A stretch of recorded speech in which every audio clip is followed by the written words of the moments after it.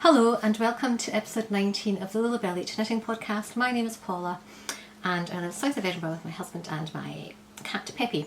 You can't see him, but Peppy is actually completely lying across all of my notes. So I always write out my finished objects and whips and other stuff before I start. He's completely lying across all of it. If I can, I'll insert a photo of him. Anyway, I do have notes on my phone, so I can see some of my notes, so I'll work between the two. So, finished objects, I have 1, 2, 3, 4, 5, 6. Between 4 and 6. 2 of them are, well, I'll get to them at the end. So let's say I've got 4 finished objects and 2 that are kind of straddle finished objects and whips. Well, one is finished. Yeah, anyway, I'll explain. So, I've been really enjoying knitting summer teas, and I've bought a ton of Drop Spell and King Cole Linendale yarn to knit summer teas. I just bought, again I'll insert a photo of all of the colours that I have. I just went a bit mad ordering because the colours are so good. Drop Spell now has a really amazing selection of colours to choose from, really beautiful colours. Sometimes in Drops yarn you get, they're quite bold colours or just kind of, I don't know how to describe it, not very nuanced colours, but they've now introduced some really beautiful colours to the range. And King Cole Linendale actually do really beautiful colours as well.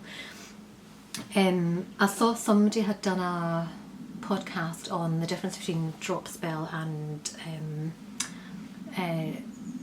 is it Sandnes Garn Lene, and the difference between the two, because they're both DK and they both have a really similar yarn composition, but the Lene is, I think, about at least twice, maybe 3 times the price of the Drop Spell. The colour range is beautiful, but yeah, it's that thing of, is it worth it? And what she said is that the Drop Spell can be a bit more splitty, so you just have to be careful, but I've never found that problem when I've been knitting with it. I really like Drop Spell. I like the drape and I like working with it.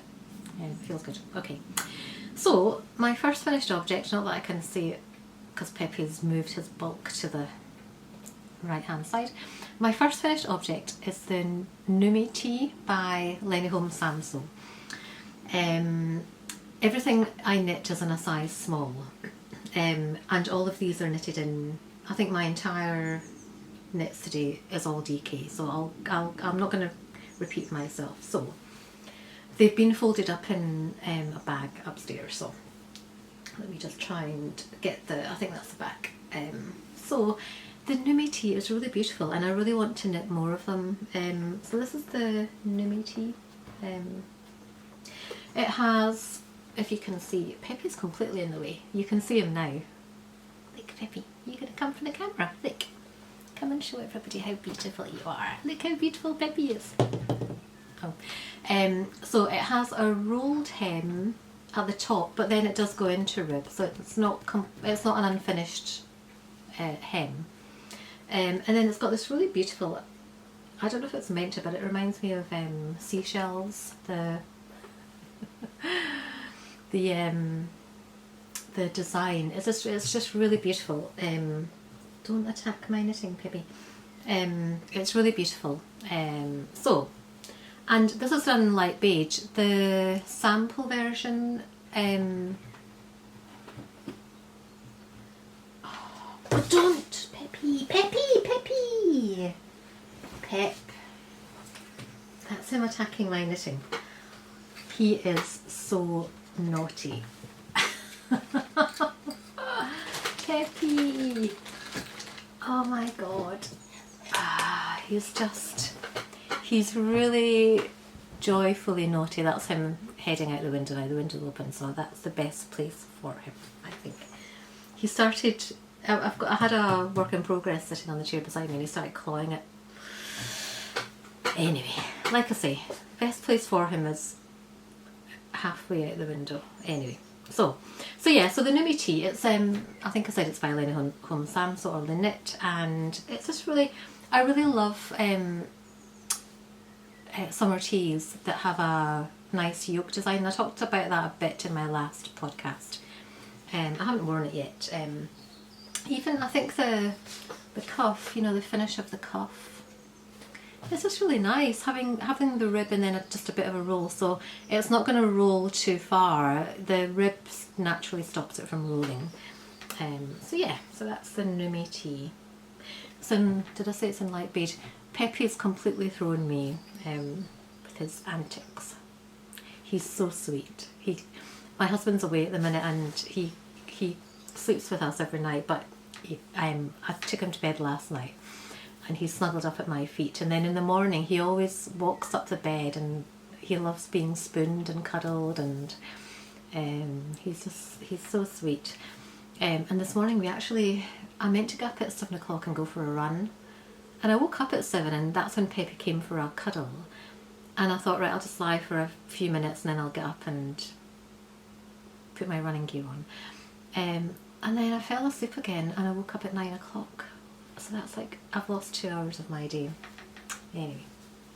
So that's the Noomi tee. It's really beautiful. Yeah, I think I was saying the sample version was done in a light beige colour or an off-white colour. And I really liked it. I will make it again in different colours because I've got so many to choose from. But I love this. It's so pretty. And I've talked again before about how white and off-white and light colours I have to be really careful with because I am such a mucky person. Yeah, but I'm looking forward to wearing this. I will wear it at some point soon. Yeah, I love it. I really love it. There's a similar t-shirt that Lene Holme Samsøe has done called the Musing tee, but it has the design with an additional design all the way through the t-shirt, and I really like it. I'm really drawn to it and I keep looking at it, but there's something about the armhole shaping. It looks a bit bunchy to me in most of the photos I've seen, and I can't quite figure out if it's a design flaw or so I don't know whether to buy the pattern and make it or not. Anyway, I do like the Noomi tee and it's worked out for me, so so that's finished object number 1. My second finished object is the Clover tee, also by Lene Holme Samsøe. I've knitted this before in pink and another colour. Don't remember. I think I've knitted it in pink and another colour, but I don't remember what. So it's a Clover tee. It's got this really pretty clover motif at the top, and this pattern probably fits me best out of everything I've knitted. It has a really nice drape to it. The body is knitted on 4mm needles, and gives a really good drape to the drop spell. This is knitted in chestnut. When I bought the yarn for this, very soon after they released a new colour which is a deeper brown called chocolate, which I also have, and that, I mean, I love this colour, but the chocolate, I'm really into deep brown at the minute. I'm into browns generally, so yeah, so there's not much to say about it. This is probably, it's such a simple pattern, and it has the bonus of you start knitting the rib and then you do short row shaping at the back, knit the motifs, split for sleeves, and then it's just round and round, and once you cast off, that's the thing finished. You don't have to pick up anything and knit a collar or sew anything together. It's so satisfying. For somebody who doesn't like sewing anything together, it's perfect. I always do if it's a 1x1 rib, I always do Italian or tubular cast on and cast off, just because I prefer the look, and I know that I'm going to get that stretch at the neck and the hem if I need it, so I always do either Italian or tubular cast on and cast off. So yeah, I particularly love this. And like I say, it's just such a, it fits me really well and it's really flattering. So yeah, that's my Clover tea. The next one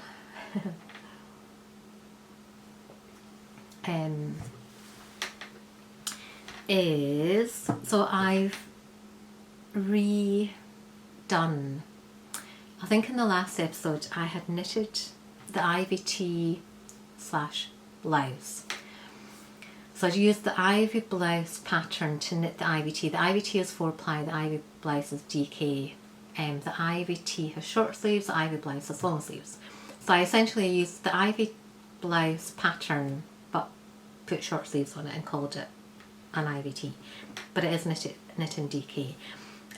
So I had, because it's got this rolled hem at the top and the sleeves and meant to be the bottom, when I had knitted it before, I had knitted it too short, so the combination of the rolled hem and having knit it a bit too short anyway, it just looked awful. And because I talked about this in the last episode as well, where, excuse me, when I'm measuring which size to knit, I mean it's a small, but when I'm measuring which size to knit, because my boobs are biggish, the positive ease over my boobs and waist, there can be quite a difference sometimes. So sometimes the bottom of a t-shirt can feel quite gapey, and it's fine if you're ribbing something because that brings it in naturally, but if having a unfinished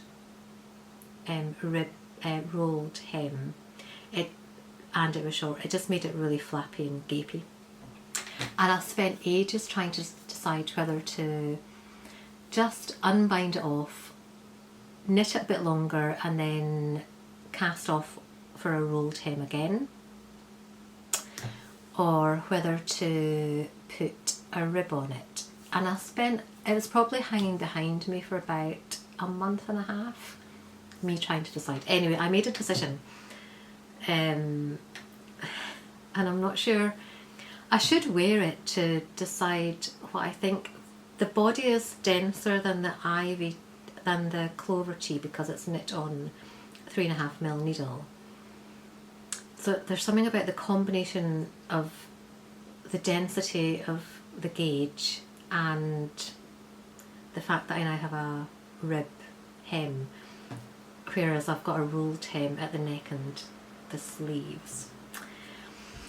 So this is what I now have.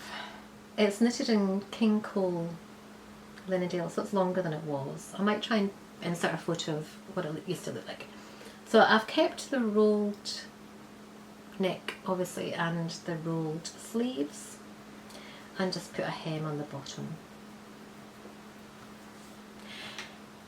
For some reason I haven't worn it yet and I don't think about wearing it. There's still something about it. I should wear it and just enjoy it and forget about it. I put a little coloured yarn at the back just to show me which part is the back and what's the front. So I should just wear it and enjoy it and not think about it too much. Peppy trotting. He's so cute. He's so cute.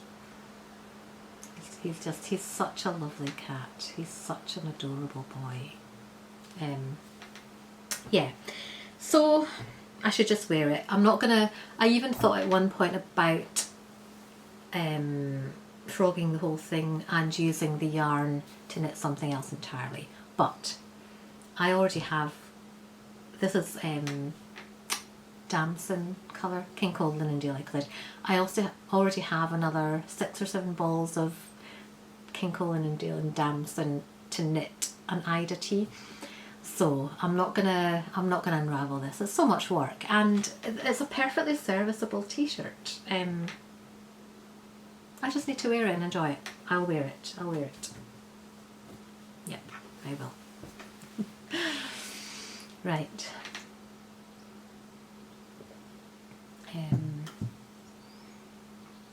I can see Peppy from where I am. He's such a good boy and we just adore him. He's so much fun and full of energy, and he's just full of attitude, which he should be, and he's just a little sweetheart. We just love him so much. So my fourth finished item object is the Sunday socks by Petite Knit. I'll insert a photo because I don't have them here. I knitted them for my friend Janie's birthday, size 5 UK, and I knitted them in Drops Fiesta 2 balls, rainbow sprinkles. She likes pink, and when I said again in my last episode, when I was knitting it, I wondered if it was too pastel-y for her. But anyway, she sent me a photograph of her wearing them in bed, and when she got on them, she seemed to like them. So I think I've come to the end of my Sunday socks mania for now. I really like them. I will knit more. I'd like to get some plain colours to knit, and I think they'll be a really good winter sock pattern. I wear my, when I feel like something extra cosy on my feet, I wear my Sunday socks, and they're really lovely. Right, so finished object number 5. Well, it's kind of finished. It's kind of finished. I had hoped it's finished knitting wise, but I haven't put the buttons on and I haven't blocked it. So I had intended blocking it for today and sewing on the buttons. That's all it needed, and then obviously the ends sewn in. So I finally finished my Evendoon cardigan, and I can hardly believe it myself. This has been waiting to have the neckband and the button band knitted for about 4 years, I think, 3 or 4 years. So it's got a neckband, it's got a button band. I think partly what was putting me off from doing it, I don't like doing picking up stitches, especially around the neck, and especially when, so in some patterns it says pick up 3 stitches for every 4 rows or 4 stitches that you already have, and that's an easier instruction to follow than pick up 112 stitches around the neck, because it's just like, so I've then, you know, the system I use is I fold the garment in halves and quarters and eighths and pin it and divide how many stitches I should be trying to pick up, and then try to do it that way, and it works, but it's a faff. This also has an I-cord button hole, which I really like, and again, it's a bit like, some people don't like doing the Italian cast off, but I really like it. It's really meditative. It does take a bit longer, but it gives a really nice finish, and I just like doing it. And this is a similar thing. So this has, you can't really see. I will, for the next episode, I'll block it and put the buttons on. But you can hopefully see there's a little, there's buttons along the I-cord. And yeah, so doing an I-cord button band is, I really like it, and it, again, it's really meditative, and I get into a flow, and yeah, it feels good fun to do. So anyway, look at this beautiful, it's knitted in, I think it's Viking yarn, but I don't remember the exact Viking yarn it's knitted in, but it's so soft. I think it's a mix of wool and alpaca, and you can feel that, and I love this colour. This is probably my favourite, one of my favourite colours to knit. Yeah, so that's that. So I'm looking forward to, I can't believe it's taken so long to finalise. I had a good system where I just kept it in my, I've got baskets next to where I spend a lot of time knitting baskets, and I kept it in there with the pattern and the needles and everything I needed, so that when I felt the urge 4 years later, it was all ready to go. So yeah, so that was a good system.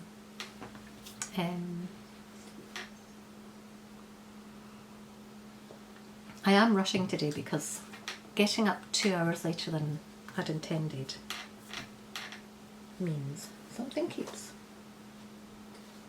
making a noise. What is it? There's something with, is it just a table?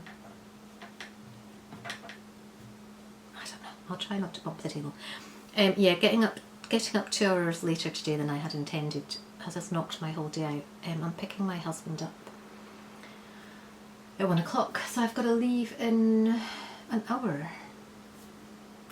And before that I've got to have lunch and make the kitchen look like a teenage student hasn't been living in it for the past couple of days, and wrap a birthday present. So anyway, so my next finished object is, so again this is a kind of half finished object because I had knitted it.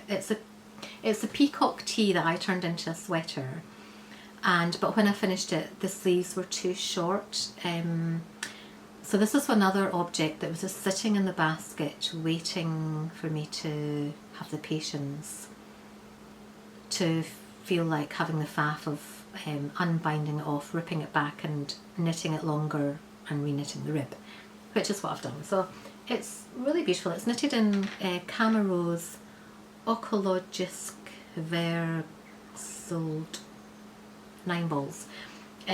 So I put, the way I knitted the sleeves longer was I put a lifeline in with needles, and then I just unbound it off and then ripped it back, knitted it longer, and now it's a perfect length.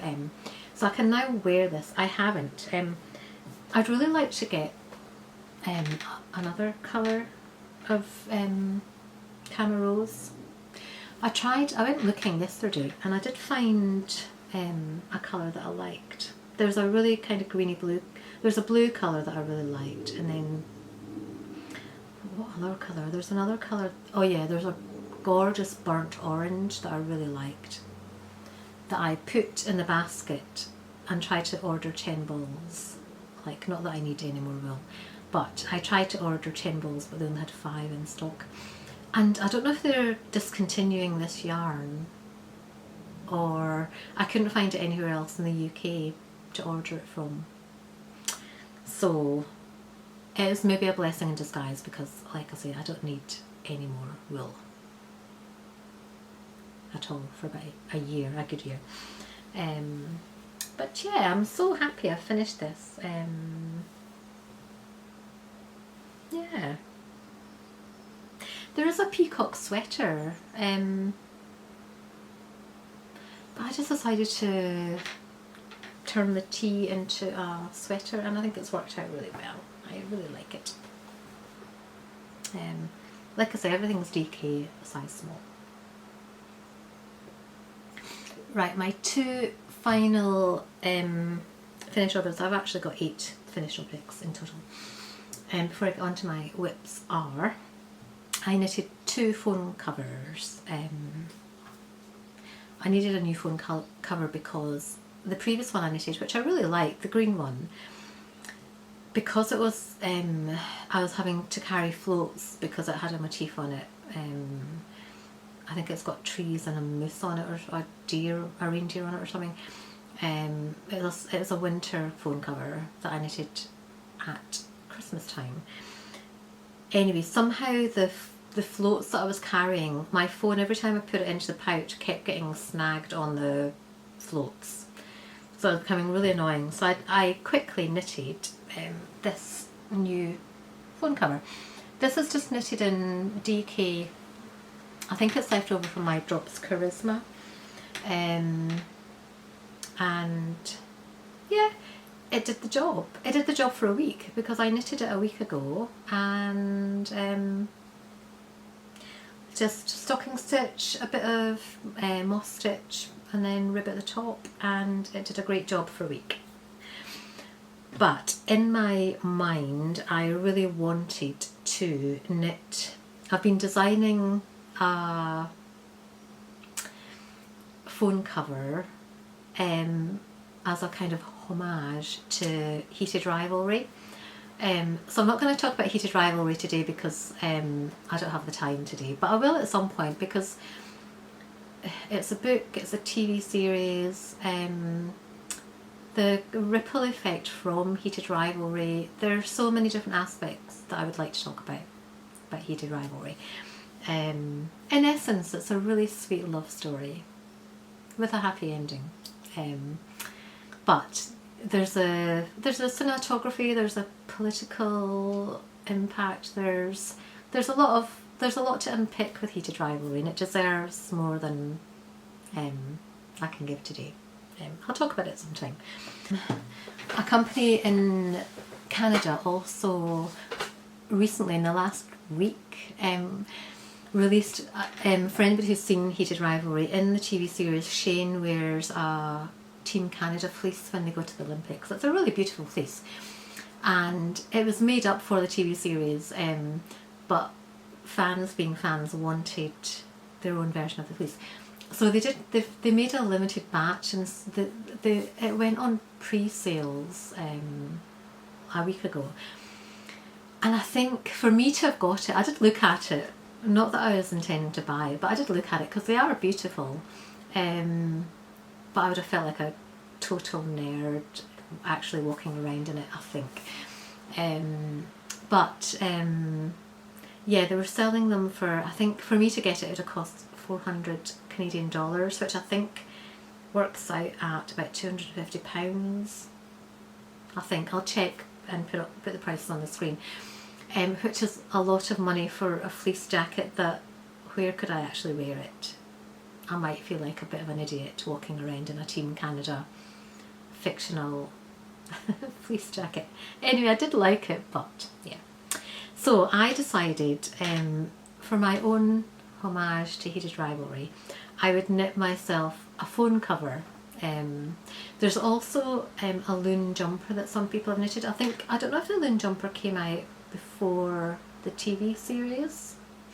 There's a part in the TV series where Shane and Ilya are at Shane's cottage, and they're having a really quiet moment, just watching the fire burning outside, and there's a loon, does a loon call, and Ilya doesn't know what it is, and he thinks it's a wolf.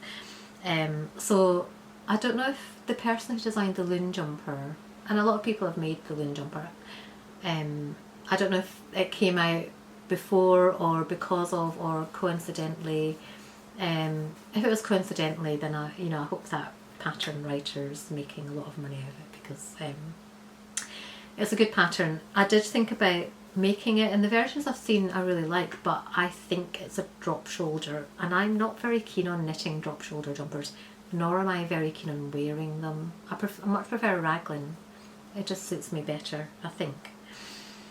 So, all that aside, I decided to knit a phone cover in homage to Heated Rivalry. So I did it yesterday. I just started about tea time and then finished it before I went to bed. It's very silly. So this is it. This is my sew. That's the loon. That's the Canadian flag. So yeah, and it fits my phone well. It's my first time doing, it's my first time doing duplicate stitch. So this is DK. It's the main colour is Drops Daisy, I think in an off-white, and then I just did duplicate stitch. I think the red is Drops Fable held double. It was the only red I had. I could have gone with a brighter white, and I could have found a truer red, but I decided I wanted this off-whitish and deeper red, and I decided to do the loon in blue instead of, I didn't want to do it in black because that would have been too stark colour-wise. So yeah, for this, for the duplicate stitch for the Canadian flag, so for the flag and the loon, I just got charts. I just took charts off the internet and did that. there's lots of charts online for the Canadian flag. So when I duplicate stitched the Canadian flag, I held the Drops Fable double to duplicate stitch, and actually what it's done is it's stretched out the bottom because it's now too thick. You can see it's not so annoying that I can't use it. The table creaking is really bothering me, and I can't figure out what's causing the creak. Yeah, so it doesn't bother me enough that it's going to be unusable. But I learned from, what I did was I knitted half the case, and then, because I started with Judy's Magic Cast On, knitted half the case, and then kept the gap between the needles to then duplicate stitch, and then woven the ends, and then continued knitting. And once I got to here, before I knitted the rib at the top, I duplicate stitched the loom. The loom I decided to, it's also 4-ply, I decided just to hold that single for the duplicate stitch, and it worked out much better. So lesson learnt, doing duplicate stitch, if I've got a 4-ply on a DK knit, just use it held single, because the thickness that you get from holding it double just stretches it out too much. Anyway, like I say, it's such a silly thing. It's right up my street. It's so silly, and I just love it. So I'm really happy.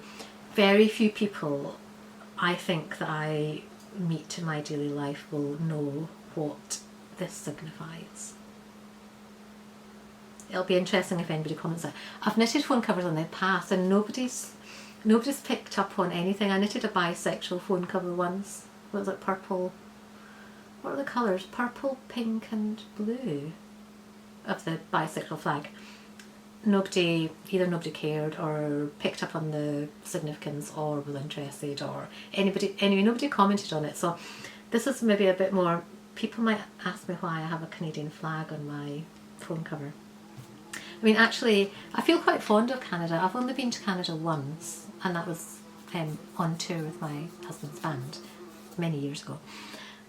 But I've got a fondness for Canada because an uncle and aunt of mine migrated to Canada in the 60s, I think, or early 70s. I think in the 60s, when there was a programme to migrate for Scottish people.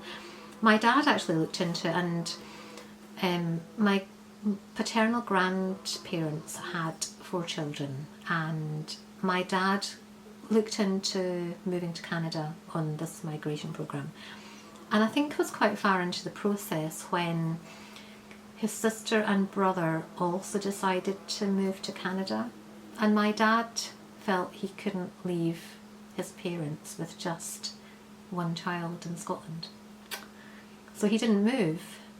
So here I am. But every time we would go to my grandmother's every Saturday, and if she had a letter from Canada, she would read it out, and they always sent photographs. So I really enjoyed that connection to Canada. They would also send her lots of Canadian merch. So part of the play that I used to do at my grandmother's was she had lots of scarves, like silk scarves, big scarves, about this size, proper size, and they were all in a bag, and they had like the Canadian flag on them, or maple leaves, or Canadian kind of different Canadian things. I can't remember now what else they had on them. I'm trying to remember. And I would play dressing up with these scarves. So I feel a bit of a connection to Canada. And yeah, I really liked Canada. When I went, I felt like it reminded me of a mix of Scotland and Switzerland, actually. There's something very Scottish and very Swiss about Canada. I also like the fact that it's a dual language country, so they speak English and French. So yeah, so that's my phone covers.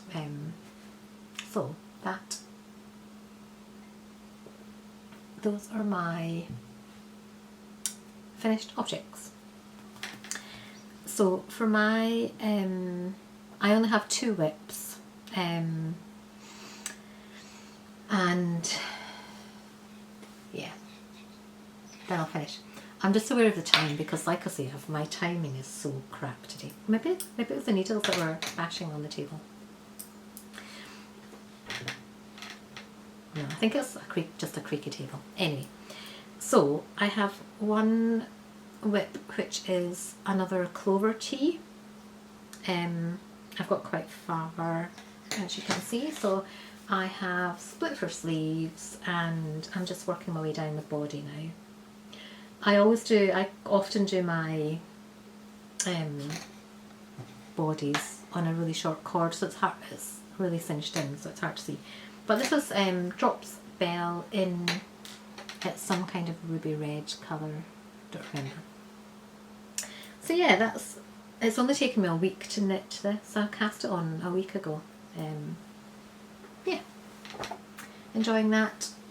It's so easy. Doing the yoke is so easy.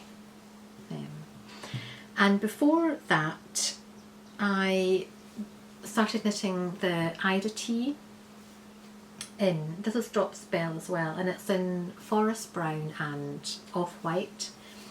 You can see I've done the whole body. I've just got the sleeves to pick up and knit, and the collar to pick up and knit. And I really like it. I think I knitted it. I have yarn to knit 2 other Ida tees. I wasn't sure because I prefer the deeper brown of the Drops Bell, the chestnut and the chocolate. I wasn't sure how I would feel about the forest brown, but as soon as I started knitting it, I really liked it. Yeah. This pattern is, so I wore my blue and red Ida tee to work one day. We had a meeting, it's a kind of team meeting, so I thought I almost never wear nice things to work, like my knits to work. But I wore my blue and red Ida tee and it got really complimented on, and that was really nice. So yeah, so they're my whips. I am aware of time because I've got so much to do. The only other things I want to mention today are I have started learning piano. I've played piano on and off. We have a piano, it's an upright, it's really lovely. And so I play piano on and off, but usually I had lessons years ago when I lived in London, but didn't get very far. I can read the treble clef because I did guitar and recorder at school, so I can read the treble clef, but I can't read the bass clef very well. So when we have like a Christmas concert, I would write the fingering on the notes, or I'd write the note name underneath the note, so that I knew what I was meant to be playing. And I can learn stuff, so I actually have really good coordination, and my timing's not good, not because my internal timing isn't good, but my execution of the timing, I'm still getting used to how hard to hit the keys and moving around, so my timing really needs worked on. But I signed up I looked into local piano lessons, and it took them ages to get back to me, and then they finally got back to me and said, we've got a waiting list and it's going to be 25 quid for half an hour. So I was thinking, okay, so no immediate start and it's going to cost a fortune, and I'm going to have to go at the pace of how often I can afford to do it. So anyway, I signed up, I looked at a few different online apps and signed up to Simply Piano, and I'm really loving it. It's very similar to Duolingo, if you've done anything on Duolingo, except it's much more progressive. So I did learning French on Duolingo for a while, and I felt like it repeated the same words too many times.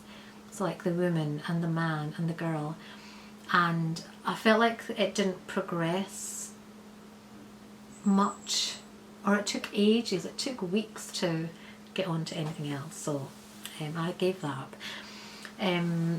But yeah, Simply Piano is really good. It takes you through things. So I've got a tablet, so I do it on my tablet and just put it on the piano, and it can hear what I'm doing, so it puts up notes, and I play them, and then for songs it breaks down the component parts, and then you practice them, and then it puts the whole thing together to backing music, and you play along to that. And some of them are really simple, and some of them are much more complicated.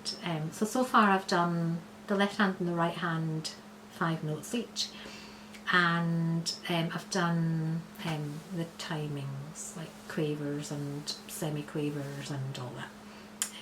So yeah, I'm really enjoying that. The other thing I started doing was I found on Audible, I found some free, so I want to learn French, or brush up. I did French to higher grade in school, but I want to brush up my language skills and understanding, and I'd like to be able to speak it, and watch French films or French series and understand what's going on.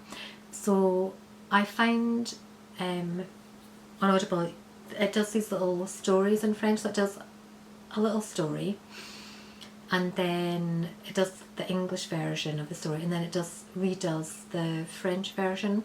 So the first time I listen to any story, I pick up not much. I pick up maybe 10-20% of the words and understand what they're talking about. Listen to the English version, and then when I re-listen to it, I maybe understand 20-40% of the words. And so I've been doing that. Listening to the French stories when I've been running, and that's been really good fun. And it's so I learned French and Spanish at school. French was all from a book. We hardly ever spoke French. Whereas when I had a very different approach to learning Spanish. I had a different teacher for learning Spanish, and the Spanish teacher spoke almost entirely in Spanish, and we had to speak in Spanish, and he played Spanish conversations, and after a while I can remember the point where my brain just clicked into it, and it's a bit like one of those, they're out of fashion now, but for a while it was all the rage to look at pictures, that there are 2 pictures, and when you cross your eyes, the depth of field, you got the picture and you could see like a 3D picture. It was a bit like that when in Spanish my ear clicked in and I could understand it. That was a really nice moment. So I'm not quite there with the French yet, but yeah, I've been really enjoying. I have one more thing I want to achieve this year. I want to learn piano, I want to learn French. They're both going to be ongoing things, and then there's a third thing I want to do, but I haven't started that yet, and I don't know if I'll get around to it, but I would really like to. So yeah, that's all for today. I'm going to finish now because, like I say, I need to leave in about 40 minutes, and the kitchen is a disaster. So thanks for watching, and I will see you soon.